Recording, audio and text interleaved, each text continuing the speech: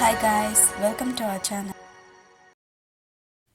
ஒரு வயசான விவசாயி தன்னோட வயலில் பாடுபட்டு உழைச்சி அதில் வர கொஞ்சம் வருமானத்தில் வாழ்ந்து வந்தார். ஒரு நாள் அவர் வளர்த்து வந்த குதிரை காணாமல் போயிடுது. அந்த தகவலை கேள்விப்பட்ட அக்கம் பக்கத்தில் இருக்கிறவங்க என்ன ஒரு துரதிர்ஷ்ட நிலை அப்படின்னு பரிதாபப்படுறாங்க. அதுக்கு அவர் இருக்கலாம் அப்படின்னு ஒரே வார்த்தையில் பதில் சொல்கிறாரு. அடுத்த நாள் தொலைஞ்சு போன குதிரை 3 குதிரைகளை கூட்டு வந்துச்சு. இதை அதிசயமாக பார்த்த அக்கம் பக்கத்தில் இருக்கவங்க, நீ ரொம்ப அதிர்ஷ்டசாலி, இப்போ உனக்கு 4 குதிரை கிடைச்சிருக்கு அப்படிங்கிறாங்க. தனக்கு கிடைச்ச அதிர்ஷ்டத்தை பெருசாக எடுத்துக்காத விவசாயி இருக்கலாம் அப்படின்னு பதில் சொல்லி முடிக்கிறாரு.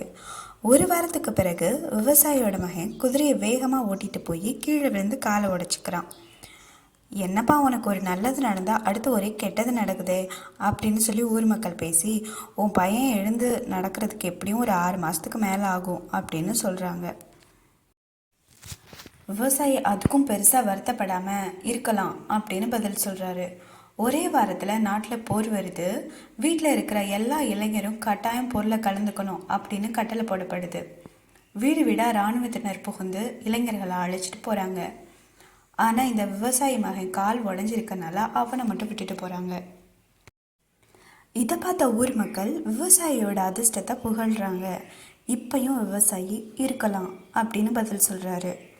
அவர் ஏன் எல்லா சூழ்நிலையிலையும் ஒரே மாதிரியான மனநிலையில் இருந்தாருன்னா காரணம் இருக்குது. அந்த விவசாயி வாழ்க்கையின் இயல்புகளை புரிஞ்சுக்கிட்டவர். நாட்களில் நல்ல நாள் கெட்ட நாள்னு எதுவும் இல்லை. ஒவ்வொரு நாளும் நமக்கு மறைமுகமாக பல பாடங்களை உணர்த்திட்டு தான் இருக்குது. நல்லது கெட்டது ரெண்டும் நாணயத்தோட 2 பக்கங்கள். கஷ்டமான சூழ்நிலைகளில் இது நிரந்தரம் இல்லை, நாளைன்னு ஒன்று இருக்குது அப்படிங்கிறத மறந்துடக்கூடாது.